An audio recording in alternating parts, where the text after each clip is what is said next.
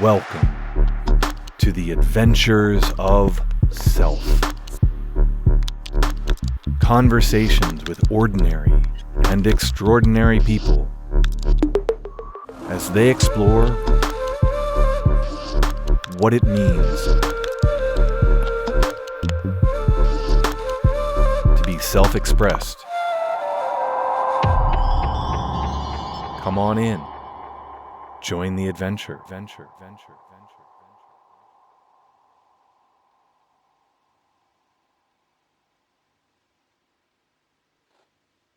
So welcome, Ben Winter, to the Adventures of Self. Thanks for having me. Yeah, great to have you here. We're going to get into expectations, great expectations, or maybe even lesser expectations. But there's also this opportunity to, because you mentioned it right before, is to be present. Here we are in this space recording for the great world out there, and there's this opportunity for you and I to really be present in this moment. Absolutely. It's one of the greatest gifts that we can give to ourselves is to be in the present. So yeah, I mean, it's like a present. It is. I know one of the things that connects us, you have much more experience than I do, is improv, and comedy improv, or even just stage improv, which I certainly had a massive fear, but I had this sort of calling to go and try improvisation. I think for being a podcast host, for running workshops when we used to do live workshops, and I learned a lot from the experience that I didn't really have an expectation on, but it was the things that opened up were quite amazing. I remember I read, and I want to hear your experience. I'll just leave it at that. I'll bring that in later. Yeah. Yeah, I mean, improv for me is it's a life skill. Like that's all we do every moment of every day of our lives. And if we don't understand that there are rules to improv, and then we don't learn those rules of improv, life isn't as easy as it can be. So I highly recommend everybody at least read up on it, learn about it, if not take classes. Yeah, I mean, there's that adage, right? Like an ounce of practice is worth a ton of theory, and so you can read about things and think that you understand something, but only when you actually, as you say, like take a class, whether that's an evening or a weekend. I think I did a couple of week-long classes here in London to really step into that melee, that sort of what feels quite unknown and quite raw in the beginning. Yeah, it's when I went to my first class, there was this apprehension. I'm like, I'm not good enough for this. Why am I here? Sort of thing. And the teacher at the front of the room just said, there are rules to improv. If you follow the rules, you'll be fine. And I was like, that's it. Like I can follow rules. That's easy. And yeah, it was really one of the easiest things I've ever done. And I had to let go of all those expectations of how bad I would be at it. So it's interesting because I think I certainly have I had an expectation that I think there would be rules. I thought there would be sort of like tricks, almost more like techniques but it's interesting to hear you call them rules, because they are. I mean, anybody who does any improv, and I think when you start watching any stage improv, you can see that there is this a particular pattern that kind of unfolds, and it is interesting because certainly in the beginning it's very hard to keep even 2 or 3 rules in mind, because we get lost, or we want to be very clever, we want to be cute, we want to sort of be the head of the class, or we don't want anything to do with it at all, and we kind of sort of bump up against those rules or guidelines quite a bit, I found in the beginning. Yeah, it can get difficult, and some of the rules are just sort of things that you sort of learn to do um on automatic, like being in the present. You can't be thinking ahead in improv. If you think the scene's going to go one direction, and you're focused on where that's going, and then it goes in a different direction, you're now lost, and everybody's trying to get you caught up without you looking like an idiot on stage. So you have to remain present. And then, there's other ones where, he said at the beginning of this class, he's like, don't go for the punchline. Don't try and be the funny one. Don't be the clever one. If you throw it a punchline, it could just end the scene, and everybody's sort of standing there going, what do we do now? Right. And it's for some people who are the jokesters, who are really good with the punchlines, they do struggle with improv. The stand-up comics, they struggle with stage improv because they're not used to sharing the stage. They're used to being the star, and it's a different game. And here we are in life with people around us all the time, all the relationships we have, whether they're in our home, at our work. We're not the only one on the stage at that point. We've got all these people around us, so we have to take them into account as well. Yeah, I mean, I had an experience of that second sort of rule or issue you speak of, because I had a professional comedian in the class with us, and he just always came in with punchlines, and it was just punchline, and it was funny, and it was just boom, over. And that sense of presence, for anybody who hasn't done improv, I mean, I have taken a few classes, and I know you've been doing this for 10 years or more, and so have much more experience in it. That sense of presence, because our minds, I feel like they want to have some sense of control. Like, what the heck is going on here, right? Like, we've said, okay, we're going to sit down, we're going to have a conversation, we have headphones on, we speak for an hour, and we'll see what happens. And you and I are relatively comfortable with that. If all of a sudden, I don't know, firefighters came in, or the band started playing, one of us would be like, whoa, what's going on here?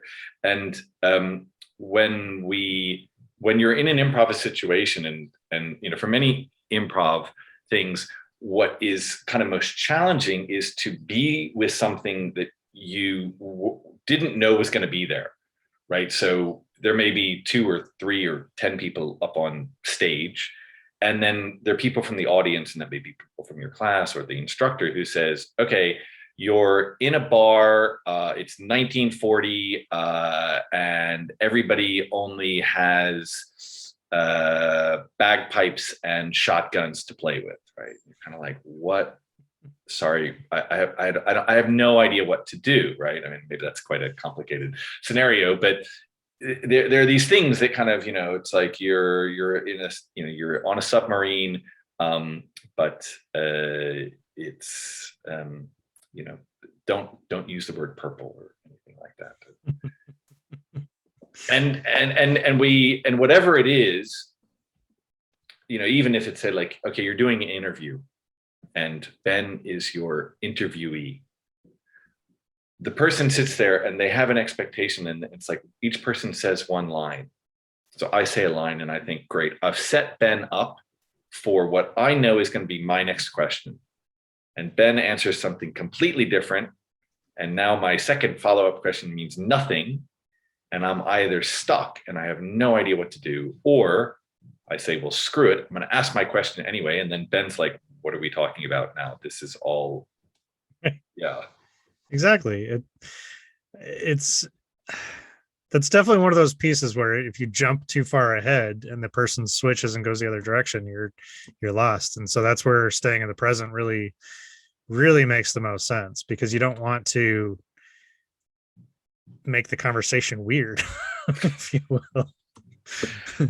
And I think, just as you were speaking, it sort of reminded me, one of the reasons that I chose to go to improv class was, I think you mentioned, the life skill it brings, because in so many things in life, I mean, maybe we're at the office and we know it's like, okay, today's a marketing meeting, and the parameters that we know and expect for this are XYZ, and it's not going to be much more than that. I've either produced the report that I told my boss I was going to have, or I have my excuses for why my dog ate the report, or whatever it is, right?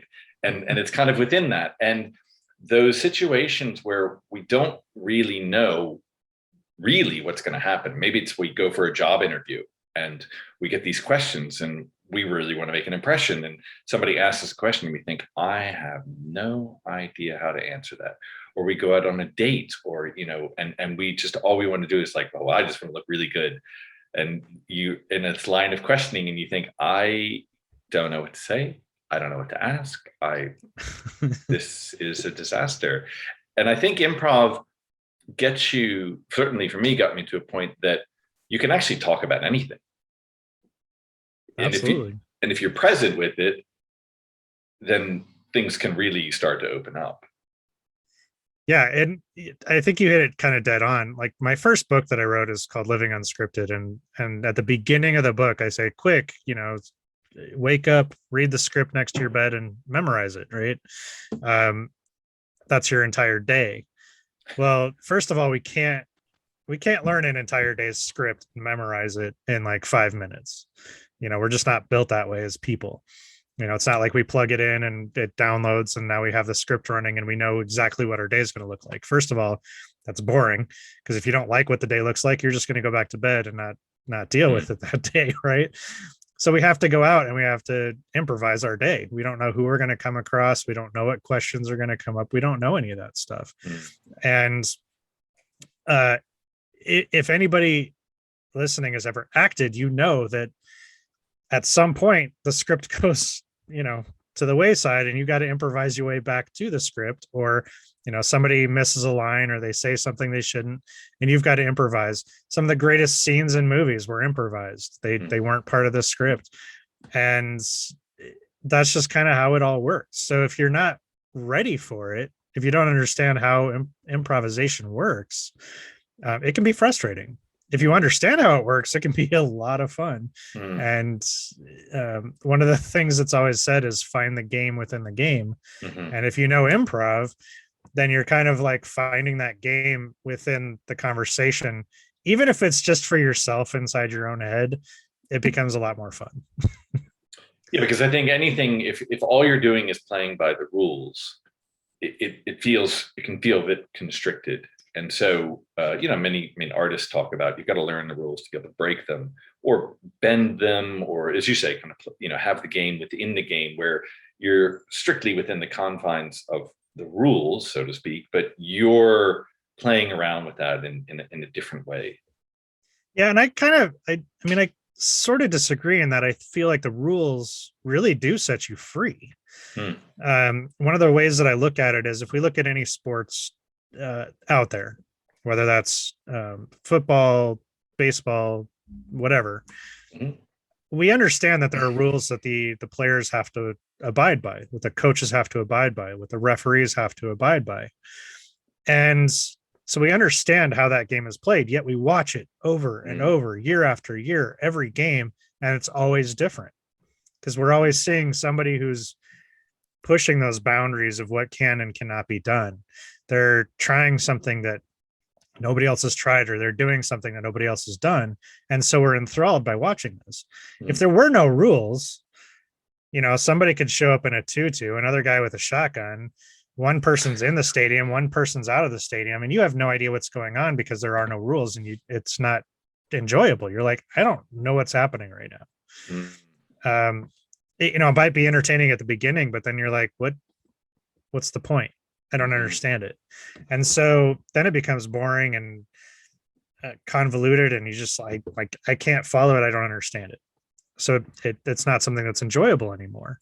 So by understanding the rules and being able to follow it, you're like, okay, sometimes the rules, you're like, I don't like that rule, that they should get rid of that one. And sometimes they change them year after year, but most of the time they stay the same. And I think improv is the same thing, where once you understand the rules, it actually opens up the door to more fun and I'm going to say just a better life. Yeah, I mean, it's about your execution of whatever it is within the confines of that, right? I mean, the sports analogy is an interesting one because there are plenty of rules or regulations or parameters, and yet there is an amazing dance and ballet and display of all these things that we continue to come to over and over again and have for millennia. Really, now if you go back to sort of gladiator days of the Romans, and it even reminds me. I was talking about this with somebody recently because I was talking about reference to story and mythology, and the point, or well, the not even the point, but the way we get drama, and the theater we have today, the Greeks that created theater, it was how well they told an already known tale. So Oedipus, for instance, one of the most famous tales of Greek drama, everybody knew that tale. It wasn't like the poet who wrote it was like, hey, I've got this amazing story that nobody's ever seen before. It's like everybody knew that. And then the dramatists would come and they would present over the weekend their presentation, their interpretation of the Oedipus story. Right? What are these twists and turns? What's the setting? How is this different? How is this done? And then the crowd would determine who was the best playwright. The same story told 3 times, so it was very much within that sense of rules, right? This is the story. It's not like Oedipus changes and he doesn't kill his father. It's like, hey, new ending, upending, and you've go ahead. I was going to say there's some improv games where you'll get actors on stage doing the same thing and then the audience decides who wins. So yeah. Oh, right. Oh, interesting. Still a thing. Yeah. And you've taken the improv into business. Yeah. I mean, you have a success improv business now that you work with.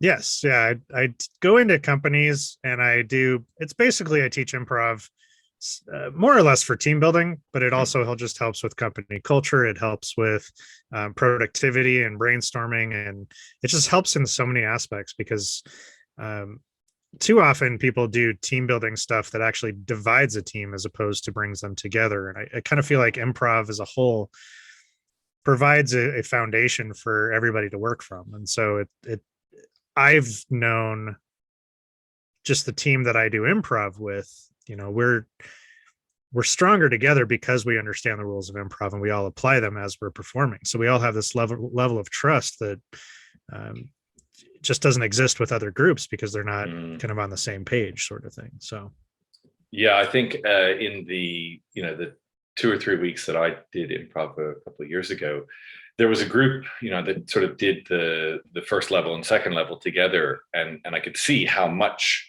more trust there was in those of us who had been sort of there from the beginning. And I think also it's really interesting thing about it for business, because I do see that. I mean, I've worked in corporate for a long time, and I also do training with organizations.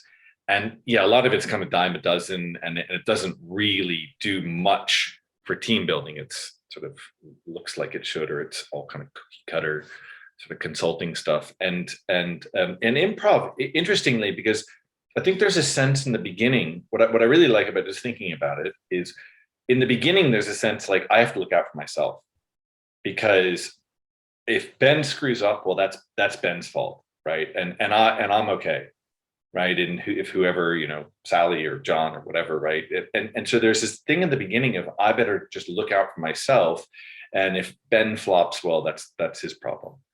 And what you quickly find is that if Ben flops, so do I, so does everything. And like, I've got nowhere to go. So you end up, like goes back to that presence. It's like, well, how do we create this scene that's not about being clever, that's not about being the one who shines? Because when there's 2, 3, or the multiple 5, 6 people, however many on stage, and everybody's in tune, creating something that is completely made up on the spot. It has this seamlessness and this energy that is really palpable. That I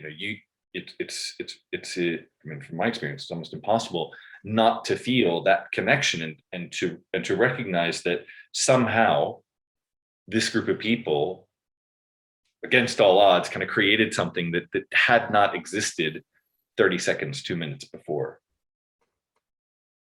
It's a great way of looking at it, for sure. A lot of the team building stuff that's out there, in my opinion, is competitive. If it's like a physical activity, you've got people that become ultra competitive. They're saying, like, I'm going to be the best at this, and there's other people like, I don't like this physical activity, I don't want to do it. And that's not much for bringing a team together. That's kind of showing where the divisiveness really kind of takes part. Whereas improv, it's just a life skill. It's something we all do.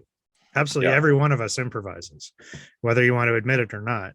And so if you learn the rules, then you're just going to have an easier time, whether that's by yourself, or around another group of people, or within a group of people that have all learned the rules of improv together, because then it does create that magic.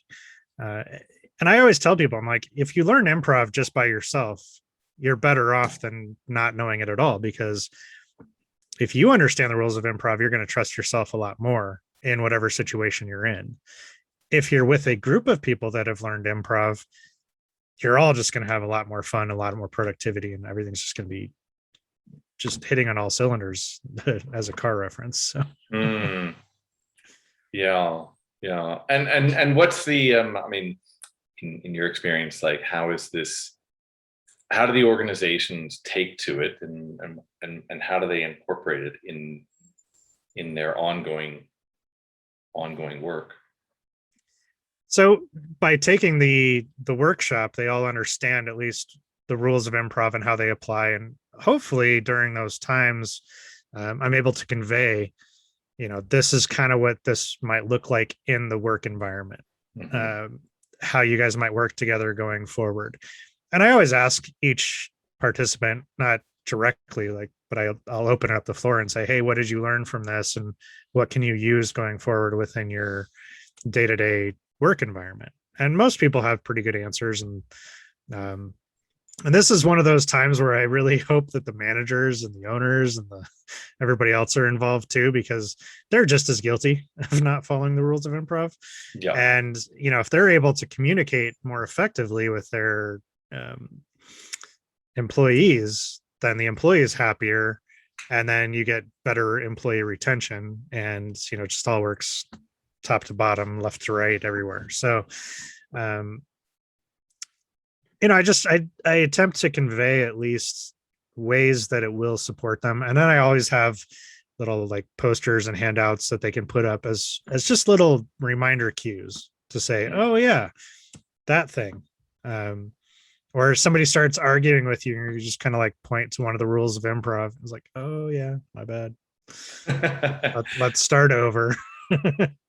Yeah, I know one of the things you've created is what's different, not really with improv, but with your expectations. So we'll get to that. It's a flow chart of expectations, which I'm always impressed by people who can create flow charts. I've worked as a lawyer. I worked in an engineering company. I did more strategy and negotiation, but I worked with a lot of engineers, and they always came up with these amazing, very accurate, very intricate flowcharts, and it absolutely blew me away, because I would sit down and just think about how to convey things, and I would just say, no, I just got to write this out, which would lose people within about 2 sentences, or certainly 2 paragraphs, and definitely 2 pages. Yeah, I'm always impressed by people who can create flowcharts. Yeah, one of the rules of improv that I always teach is, it's called be specific. And a lot of be specific is about setting expectations. It's about saying, providing enough information so people understand what you're saying, where you're going with it, why your train of thought is where it is. And as I explored that be specific and those expectations more and more, I realized that the only reason people get upset is because an expectation isn't being met. And I was like, okay, that's really cool. And I played with it. And I was like, that seems to hold true every which way I can think about it, but it doesn't solve any problems.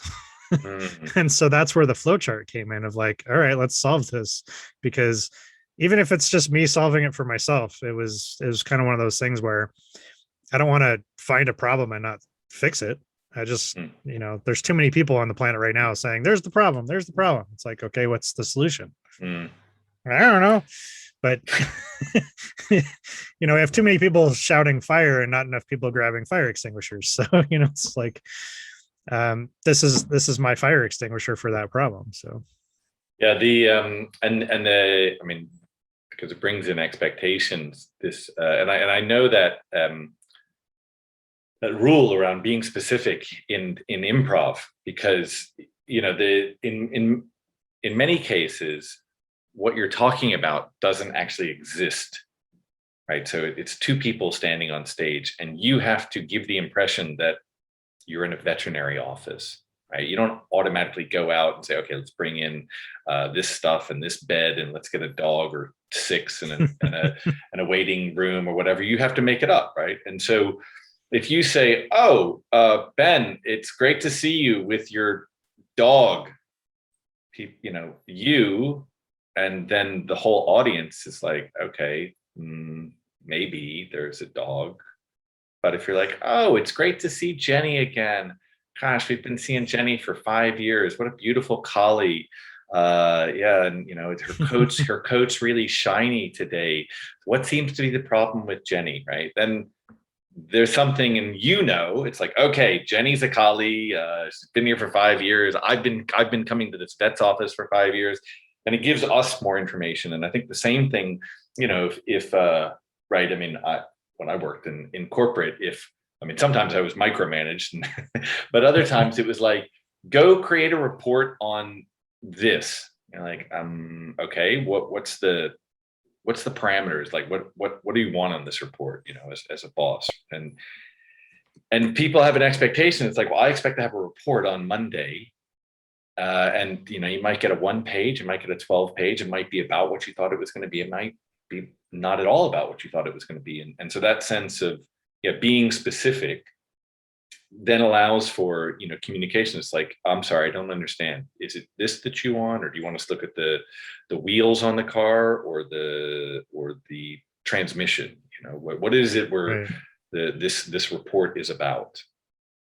Exactly. And I couldn't really have said it much better myself. The example I always use is like, honey, take out the trash. We all think that's specific enough, but it's not. It's like, which trash? When do you want it taken out? Is it, why is it important that I take it out now? Assuming that it is now. There's so much more that can be added to something as simple as take out the trash. Is it all the trash in the house? Is it just the kitchen? Is it, imperative that I do it in this very moment? Can I finish what I'm doing first? That sort of thing. So, and yeah, a report, like, how long does the report need to be? When is it due? And by the way, I have 6 other projects that I'm working on. So which one takes precedence? Yeah. And it gets to this sense around expectations. And, you spoke about first book you wrote about, what was it? Living Unscripted. Yeah.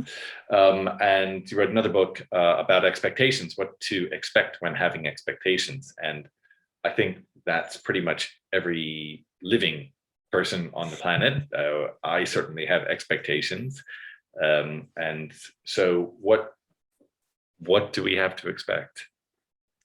So the first thing is, there's always somebody who says, I just don't have expectations. And I'm like, well, that's an expectation. So it's impossible not to have expectations. Let's just get that out of the way. So even if you expect not to have expectations, you now have an expectation of not having expectations. And the reality is most of our expectations are totally met every day. We expect to wake up, we expect the electricity to work, we expect the coffee maker to make coffee. We expect so many things, hot water in the shower. And most of the time it's not an issue. But if you wake up and you stub your toe, you wake up and the electricity's out, you start to get upset. Your car isn't working in the morning, you're upset. The traffic isn't going your way, you start getting upset. There's always something. If you've ever been upset, on the other side of that equation was an expectation you had. It just can't be any other way. So it's a matter of understanding that you have these expectations, and that at some point something's not going to go your way, that you expected it to go your way, and now you have a choice. You can sit there and be upset for days, hours, whatever, or you can do something different and grow from that experience and really start to understand, hey, what is my expectation? Why do I have that expectation? And then at the end of it is like, is it even reasonable? Is it even a reasonable expectation? Me and traffic, those, I get upset with traffic all the time, even to this day. But instead of being upset for the entire trip, I'm now upset for about 5 or 10 seconds, because I've constantly reminding myself it is not reasonable for me to be upset with traffic, because I cannot talk to every person on the road. I cannot get on the same page as everybody on the road. I'm not able to understand everybody's expectations of driving and have us all agree on how it's supposed to be. My expectation comes from the fact that we all had to take an exam to get our license and that we all should know the rules, but clearly that's not the case. And there's so many people on the road that it's just unreasonable for me to expect everyone to do the same thing. So I just have to tell myself it's unreasonable for me to have this expectation. So just chill out. And because I'm aware of it, and because I know it triggers every time somebody does something stupid, then, I can stop myself before I get angry for the entire road trip. So much more peaceful drive. Yeah. And would you say in that, I just want to sort of piece that out, because you still have an expectation that people are going to, say, drive poorly. I have sort of switched the expectation to, I expect people to not follow the rules. And when they do, hey, I'm pleasantly surprised. And when they don't, it's like, yeah, that's what I expected. There is a problem with that to some extent, in that if you go back to most personal growth, any great personal growth guru out there, thoughts become things. So if you constantly expect and constantly think people are going to suck at driving, then that's all you're going to see is people sucking at driving. So you don't want to dwell on the expectation that nobody knows how to drive, because then you'll create that in your everyday experience. And if you constantly think and want everybody to drive well, maybe thoughts will become things on that, but everybody else has their own thoughts and they become things as well. So there's kind of a conflict in the ethos, if you will. So it's a trick of kind of learning the balance there, of saying, the drive is going to be what the drive is, and I can choose to be upset for 5 seconds or 5 minutes or 5 hours, but let's just take it one moment at a time. Let's stay in the present and see what happens. I think the thing that may be different is not the expectation of how people drive, but there's an expectation, which sounds like you have changed within yourself, of how you deal with that. Absolutely. And that's the other piece to expectations, is it's never just one. There's always layers. There's always expectations around expectations. So absolutely, I've changed the expectation of myself to react differently. And most of the time I'm good with it. And sometimes I get upset at myself for being upset at traffic. I'm like, Yeah. Ben, really, Ben? Come on. and This one. You teach this one.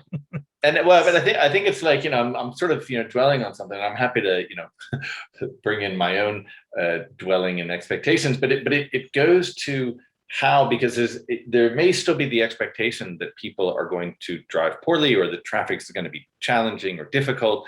But then you've become aware that your expectation is that means something about you or these other people and everybody else out there. And what it sounds like you've done is the expectation is now, well, that is a sort of an aspect of the world that I travel through, but my expectation is it's just something to be a part of, and rather than to dwell on it, because, as you were saying, right, if you dwell on the negative aspect of it, then that's surely what you're going to create, right? It's very, very easy to spend very little time in traffic and be upset. So, but for some people, some people, and I know they treated it, it's like, well, this is the greatest time for me to catch up on podcasts, for instance, or learn a foreign language. And they just say, yeah, cool. Like, here's the time. It's cool. It's fine. I can kind of be in something else. Yeah. I mean, I had a similar, I was actually speaking to somebody about this over the weekend, and it's a little bit different in terms of what I did with it. But it was also a way to catch myself out. I cycle everywhere here in London, and there's all sorts of potential treachery in that. So I don't have the same problem of driving a car where I'm stuck in traffic in that way. On a bicycle, you can kind of weave in and out of things much more easily. However, there are pedestrians, there are cab drivers, there are bus drivers that are not as aware, forgiving, and frankly, they have, well, the drivers of vehicles have big shiny metal boxes around them that protect them more than a bicycle does.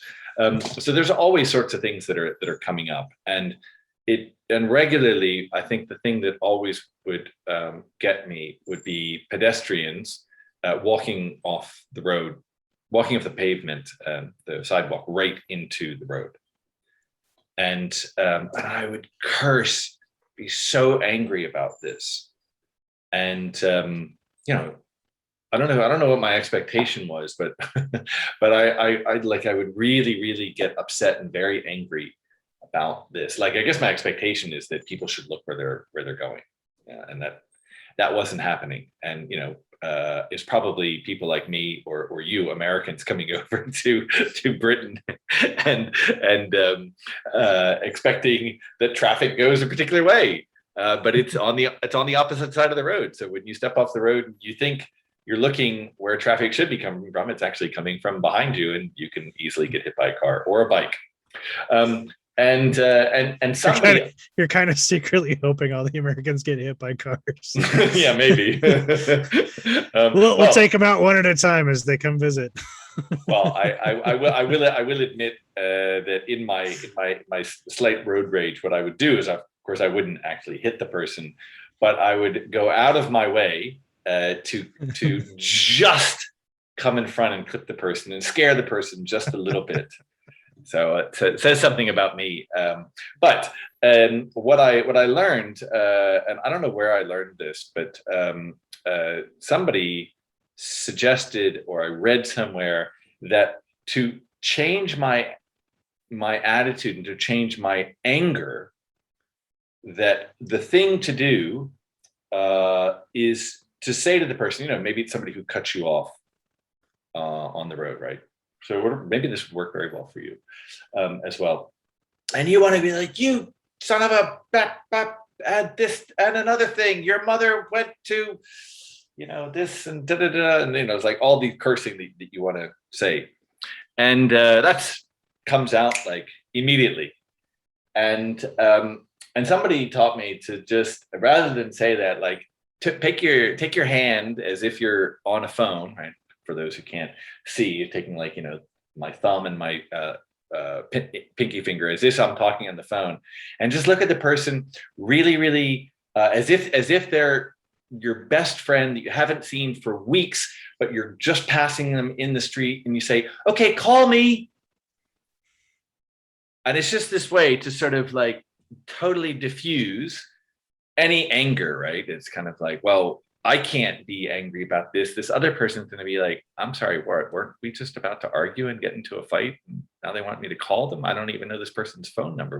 What's going on? Yeah, I definitely do my best to think about the fact that I don't know what's going on in that car. I mean, the person could be sick. They could be heading to the hospital. They might have something in the back seat that's going to tip over very easily. Mm. The people that change lanes without using a signal, maybe their signal's out. Maybe Yeah. the light is out and it's just they don't understand it. They don't know it, or they haven't had a chance to fix it yet. I've been on the road. I've done all of those things where I've had something very delicate in the car and I'm driving slowly. I've had a light go out in the middle of a drive and now I have to, get home, figure out what light I need to get, go to the store, buy it, put it in, etc. So I do my best to give the benefit of the doubt to people. And unfortunately, most people on the road are like, well, I'm on the road, so it's my show and I should be able to go where I want first and foremost. Except there's, in Denver here, there's, 3 million people on the road at the same time thinking the same thing. So I do my best to do my part, and maybe somebody else will catch on. Maybe they'll figure it out. And, as we all do our part, it's going to just be easier on the road. So I can only control me. I can only control my thoughts, like you said. So instead of yelling at somebody, I can say, well, I hope you get where you're going safely. And one of the things you spoke about in the book, What to Expect When Having Expectations, is how you changed around a lack of self-confidence. So I can relate to that. So I thought, oh, this would be interesting to speak about, because it's interesting, I speak to people, friends of mine, and say, look, I really lack confidence. My baseline is not to have confidence, not to want to speak in public. I'm naturally quite introverted. And people are always surprised and they say, well, I just don't see that in you.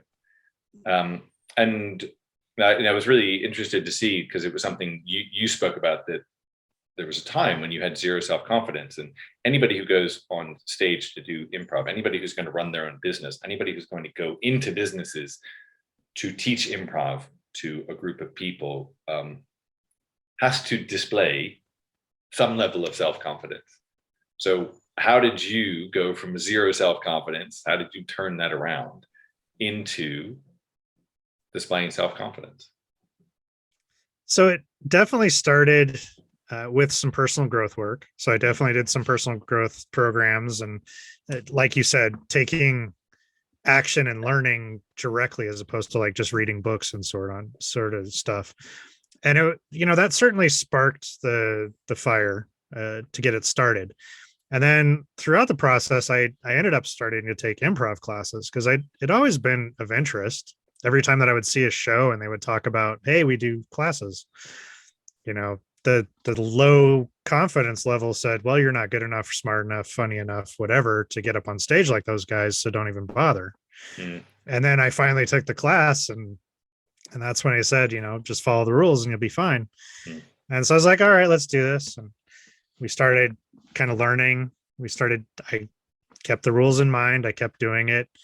And at the end of the class, we all do a show for our friends and family. We say, hey, I took this improv class, come watch the show. And I got out on stage and I did improv for this crowd of people. And I had never felt more at home than at that very moment. Most people are like, I got on stage and I freaked out. And I was like, no, I got on stage and I felt 100% me for the first time in my life. I was like, this is the best. And what I've realized over the years is that improv, and again, following the rules, is a no-lose scenario. You walk out on stage and you fall flat on your face and people are like, well, they tried, they're up on stage. I'm not up on stage. They made a fool of themselves. It's better than what I could do. And on the other end, is you're absolutely brilliant because you followed the rules of improv. And people are like, how did you do that? Right? They're just in awe. So in a sense, there's no way to do it wrong. I mean, there is, but there's no wrong answer on stage. And the way that I grew up is there was always wrong answers. There was always not having enough information or doing something wrong or not being perfect enough or whatever it might be. And so being up on stage doing improv was just the most freeing thing that I've ever come across. And I really feel like that and doing improv on a regular basis, being up on stage, being in front of people really just sort of opened the door to the world of confidence for me, at least. And then owning my own business, you got to get out there and meet people and talk to people and yeah, convey that confidence of, yeah, I know what I'm doing. So hire me. Right. and that's just how that goes. And the more anything you do in life, you practice more and more, you're going to get better at it. You're going to be more confident with it. And I've chosen to practice a life skill, just doing life. And so I've gotten better at doing life. And I feel like that has created confidence in many different aspects.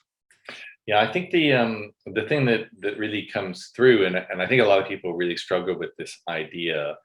And I love how you say it. I mean, it's like this kind of win-win where like the worst that happens is you fail miserably and everybody says, wow, better than I could do. Which, most people, they, and there's a part of me, I can really see this, this sense of like the shame that would stay with that, right? Regardless of what anybody else would say. This shame that would stay of like, I tried and I failed, it goes back to like those memories of when we were supposed to have a line in the third grade play, and we messed it up. We didn't do something. Maybe we wet our pants, or we we tipped the pitcher over on the main actor, and everybody laughed at us and called us names, and we just assumed that's it, right? Because then there was that one thing that happened. And if we're in school with the same people for 8-10 years, right? It's like, oh, there's the kid who always forgot his line, or did whatever the thing is, right? And so we have that, like there is a real sense that like I don't want to go there, I don't want to expose myself, I don't want to take the risk of that because of what might happen, and the fear, the shame, like the real, like the sense of fear and dread that's not only going to live within us, but that everybody else is going to take notice of. And when I started to do this podcast, I was terrified. I was terrified to put myself out there, to put my word out there, to even if I was talking to, really great people like you, that the thought of having my voice out there, people are going to come after me with pitchforks and, whatever, torches. And then you realize after about, 20 seconds, most people they either don't care or they just got too much to worry about, and they really don't pay much attention. And if you get a few people that are like, wow, that's a really good message, I like this guy Ben, let me go find his book. Oh, maybe I'll Taylor, I'll listen to another one of his podcasts, right? But the world we live in, the reality is most people don't actually pay too much attention to us. Well, whether that's good or bad. Yeah, and you kind of hit on something. It's like kids sometimes don't have a choice to do something. So like third grade play, you're in third grade, you're doing a play, it's part of your classwork. You don't have a choice. Like you have the one line, and if you're begrudgingly doing it as a kid, yeah, you're probably going to flub it. You're not going to do a great job because you're kind of being, in a way, forced to do it. And so that, if it doesn't go well and then people make fun of you for years in school, you've now created this expectation for yourself of, as I grow up, if I put myself out there, it's going to go badly. So now you have this expectation that it's going to go badly. And so you don't try again in the future. And, back to going up on stage with improv and failing miserably as an adult, when you can make the choice to even make the effort to even try it, at least you'll be able to say, I don't have a regret because I put myself out there and I tried it. And a lot of time, I think that's kind of one of the biggest issues that adults have is the regrets of things we never tried or never did that we wanted to do. And some of that goes back to our childhood. Like, I don't want to try it because I don't want to feel the same pain and hurt and disrespect that I got back then. So why bother doing it now? Except now is different. People are different. You're different. Everything's different. And so, because I was kind of the same way. Like, I didn't want to try anything because of my youth and the things that happened and got put out there and things didn't go well. But now as an adult, I can make a different choice and I can do it differently. Yeah, and I, like I really relate to a big sense of regret and have had that in a lot of my adult life. And I think coming to that place, I don't know, maybe having enough gray hairs and reaching a particular age where it was like, well, I got less than half my life left now, or something. And those regrets, you start to say, well, if I don't give this a go, not that I need to give everything I ever imagined a go, but there are certain things that when I say I'd like to give this a go, right? And if I fail, okay, fine.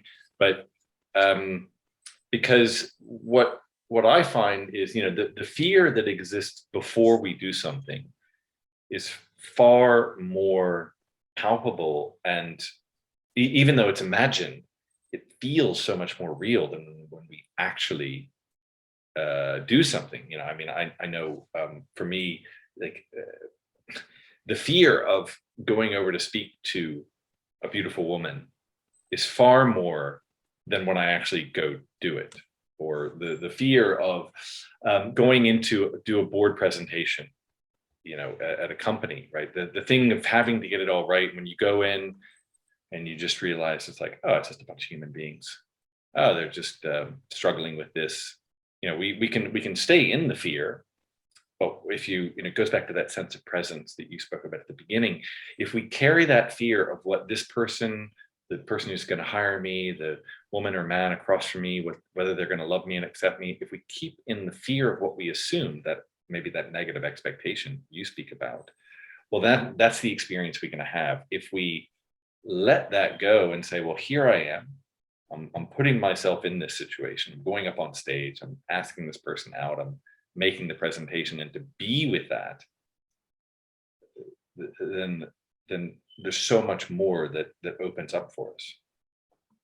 Absolutely. I tell everybody, just do the thing that you've been thinking about doing, because you don't want the regret later in life. I come, because I've written books, people often tell me, like, well, I've thought about it. Like, then just do it. Like, even if you self-publish and sell one copy to your mother, you now have a book that's out there for eternity. Yeah, it's out there. You could die the next day, but your words are going to live on. Yeah. People often ask me, like, what do you want to accomplish in life before you die? Or, if you died tomorrow, like, what would you wish you had gotten done, or something like that? And I'm like, you know what? If I died tomorrow, my words are out there. I've created something that's going to help somebody at some point in some way that I don't know. And I have no regrets about that. I want to keep living. Don't get me wrong. I have plenty of things that I want to do. But if I died tomorrow, there would be no regrets, because I have written things. I have put words to paper, and they are out there. There's people all over the world that have purchased my book because of, I don't know how they got word of it. I just, like, hey, somebody in Japan bought a book. I'm like, that's weird. Yeah. Okay, go for it. But that means my book is out there. It's somebody's reading it somewhere in the world. And even if they just, toss it in a pile, and it goes to a garage sale and somebody buys it and they pass it along to their kids or their neighbor, the word's out there. It's a really valuable lesson, because there, as you say, that it's not to say that there aren't things you will still create or want to create tomorrow, but to have something that you want for yourself. And as an adult, I mean, okay, fine, like if you're 6 and you say, oh, I want this thing, and your parent says, no, we can't afford that, or I'm not allowed that, well, okay. But as an adult, right, we have agency for what it is that happens to us, what we choose to have for us. And there may be limitations and things, but but ultimately, like, you get to decide, particularly things that you want to express, that you want to create, that you want to experience for yourself in the world. Yeah, it's a great lesson, as you say, to choose to write. And I know, I'm a writer. There are things that I choose to write that I say, oh, I'll get to that tomorrow. I'll get to that tomorrow. And sometimes it may be because I choose to record a podcast or have a workshop or something instead. And other times it's because I just don't want to deal with that. I'm too scared. I don't know what I'm going to want to say, whether it's an article or a book. So I really appreciate the lesson for me. It's a valuable lesson for me, even if nobody else takes it on. And it can be as simple as just get your ideas out, get a first draft. It can be the ugliest thing ever, and you may have to move pages around, you may have to rewrite some things, but I guess the way I look at it is you got your words down. And if somebody has to finish it for you, that's still your words. But once you have that first draft, you're like, oh, I did it. Now I just have to make it look just a little bit better and sound a little bit better. But yeah, there's something amazing about knowing, like, hey, I have this book, it's got my words in it, it can sit on a shelf anywhere on this planet, and somebody's going to be able to read that information at some point. Like, it's kind of an amazing thing. And everybody's got a story, everybody's got something they can write.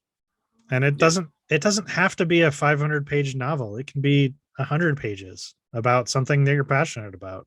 Yeah. Don't make it harder than it needs to be. Yeah. Cool. Yeah.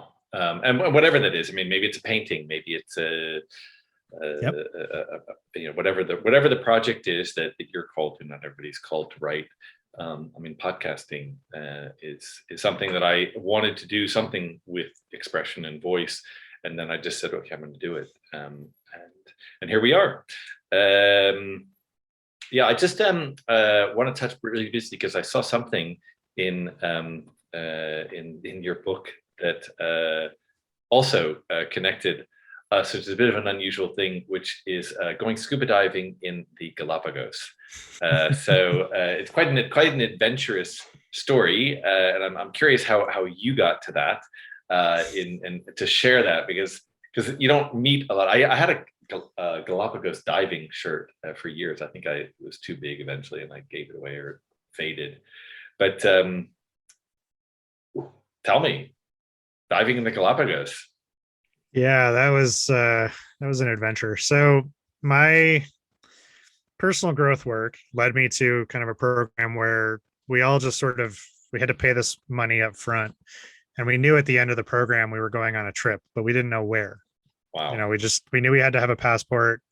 We knew to have kind of like, we knew it was pretty much going to be something tropical and warm, but that's about all we knew. And, from Denver, we flew to Miami, and that's when we got our tickets to Quito, Ecuador.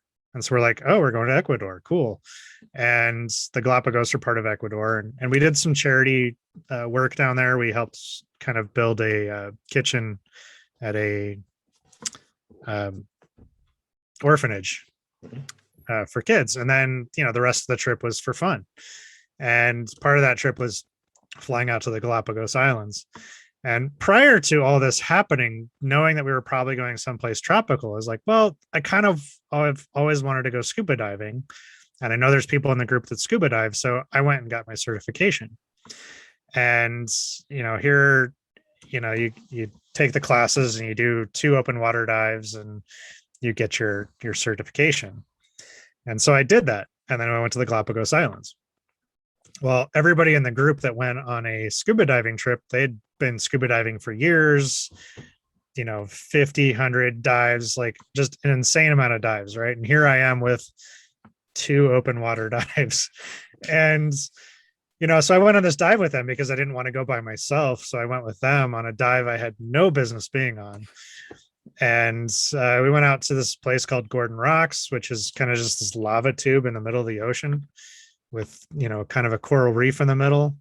And I just could not keep up with everybody. I ended up being like arm in arm with our guide.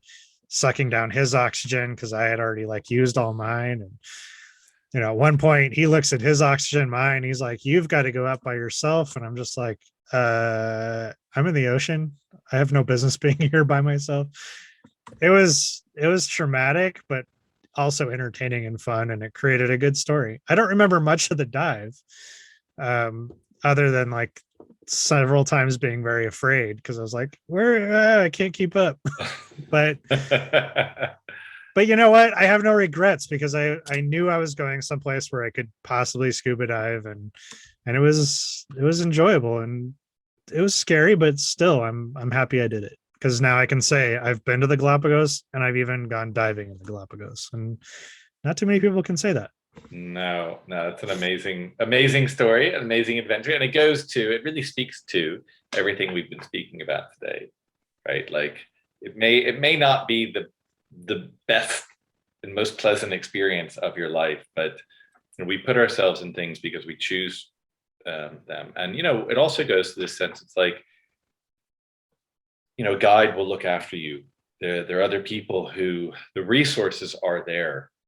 Because you could have said, "Oh, well, all these people have all this experience. I'm just not going to do it," right? Right. And to choose and say, "No, I am going to do this," and and you can't, like, when you you're sort of saying, it's like the guide says you have to go up, and you're saying we're in the middle of the ocean, but you can't have that conversation. I mean, I don't know. I'm assuming you didn't have like some fancy Star Trek communication device. You can make hand signals, and that's about it. Yeah, and that's what he did. He's like, "You are going up," and I'm like, "Okay, I guess I'm going up." Like there was no arguing with him because like I didn't have the hand signals for arguing. And he knew best. He knew how much oxygen he needed. He knew how much I had. He's like, "You got to do that." And it was a non-decompression dive, so I didn't, I wasn't going to get the bends or anything. But you're still supposed to stop and kind of wait about 5 minutes. And I couldn't stop. There was too much air in my BSD. And I was never taught you're supposed to kind of roll in the water to get the air moving around. Like that was never taught in the class, or maybe I went to the bathroom at that point because I missed it. But I got on the boat and everybody's like, "Yeah, just roll." And I was like, "Okay, now I know for next time." Yeah. Anyway, you're here and you survived. That's a great. I did not die.